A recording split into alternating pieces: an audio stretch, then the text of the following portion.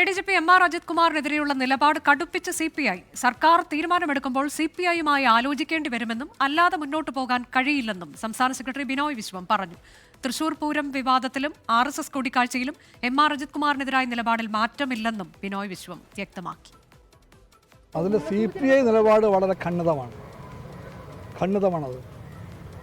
അജിത് കുമാർ എന്ന് പറയുന്ന IPS ഉദ്യോഗസ്ഥൻ, അദ്ദേഹത്തിൻ്റെ പല പ്രവൃത്തികളും ഒരു ആശാസ്യമായിട്ടുള്ളതാണെന്ന് നിങ്ങൾ കാണുന്നില്ല.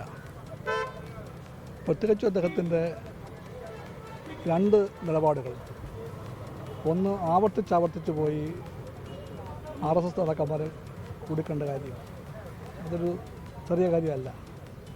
രണ്ട്, തൃശ്ശൂർ പൂരം, തൃശ്ശൂരിൻ്റെ സാംസ്കാരികോത്സവത്തിൻ്റെ പേരാണ് തൃശ്ശൂർ പൂരമെന്ന്. ഒരു ജാതി മത പ്രശ്നമല്ല. ആ പൂരത്തിൻ്റെ നിർണായക ദിവസം ചുമതലയുള്ള ഉദ്യോഗസ്ഥർ പാലിക്കേണ്ട ഉത്തരവാദിത്ത ബോധം അദ്ദേഹം പാലിച്ചിട്ടില്ല.